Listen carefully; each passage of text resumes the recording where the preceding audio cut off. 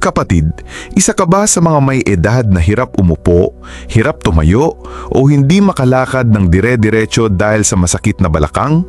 O baka si lolo, si lola, o ang magulang mo lagi na lang may iniindang kirot sa balakang tuwing umaga o pagkatapos magtrabaho? Hindi normal ang tuloy-tuloy na sakit sa balakang.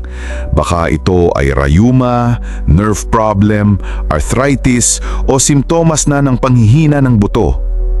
Pero huwag kang mag-alala dahil sa video na ito, pag-uusapan natin ang 5 natural at abot-kayang paraan para maibsan at magamot ang masakit na balakang ng senior. Ito ang kaalaman na hinog. Tara, matuto para sa mas ligtas na pamumuhay. Unang sanhi, mahinang buto o osteoporosis.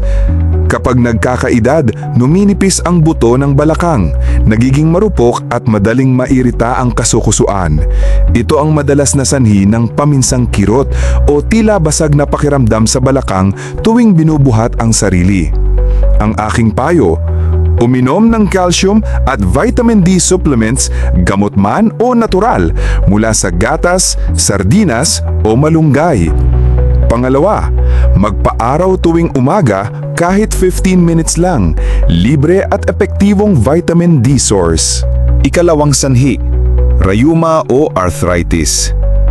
Kapag laging malamig ang pakiramdam ng kasukasuan, may pamamaga at sumasakit kapag ginagalaw, posibleng may rayuma. Ito ay dulot ng joint inflammation at kadalasang lumalala kapag malamig ang panahon o kulang sa galaw. Ang aking payo, gamitin ang warm compress tuwing gabi o umaga. Ilagay sa balakang ng 10 to 15 minutes. Uminom ng turmeric tea o luya tea, natural anti-inflammatory. Iwasan ang maalat, mamantika at malamig na inumin na nagpapalala ng inflammation. Pa-like naman at mag-subscribe sa ating channel. Maraming salamat po! Ikatlong sanhi, sciatica o pinched nerve. Kung ang sakit ay sumasama hanggang hita, binti o paa, parang may kuryente o tusok-tusok, ito ay posibleng sciatica, kung saan naiipit ang ugat sa balakang pababa ng likod. Ang aking payo, subukan ang mild stretching o simpleng leg raise habang nakahiga. Pwede rin ang ehersisyo gaya ng cat-cow pose o knee to chest stretch kung kayang gawin. Huwag umupo ng matagal. Gumalaw kada 30 minuto kahit simpleng lakad-lakad lang sa loob ng bahay. Ikaapat, kakulangan sa regular na ehersisyo. Kapag laging nakaupo, naninigas ang kasukasuan at lumalambot ang kalamnan. Ang resulta, madaling mapagod, hindi makatagal sa pagtayo, at lumalala ang sakit sa balakang.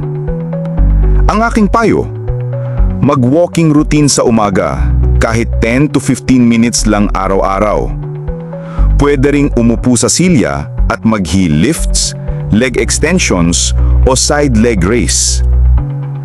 Tandaan, galaw ay gamot at hindi kailangang intense, basta tuloy-tuloy. Ikalima, kakulangan sa tamang pagkain. Hindi lang gamot ang solusyon.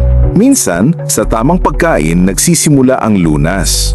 Kapag kulang ka sa protein, calcium, potassium at magnesium, hindi makakabawi ang kasukasuan. Ang aking payo, kumain ng kamote, saging na saba, itlog, malunggay at gatas araw-araw. Iwasan ng soft drinks, sobrang alat at canned food na may preservatives. Uminom ng maraming tubig para malinis ang kasukasuan at maiwasan ang paninigas. Kapatid, alagaan ang balakang. Ang masakit na balakang ay hindi simpleng sign of aging lang. Ito ay panawagan ng katawan na magbago ka. Sa bawat araw na pinapabayaan mo ang iyong sarili, isang hakbang iyon palayo sa masigla at masayang pagtanda. Pero kapatid, hindi pa huli ang lahat. Kung mag-uumpisa ka ngayon sa paggalaw, pag-inom ng tama at pagkain ng natural, maaari mong gamutin ang balakang mo kahit walang mahal na gamot. I-share mo ang video na ito kay lolo, lola, nanay o tatay. At tandaan, ito ang kaalaman na hinog. Maraming salamat po at God bless!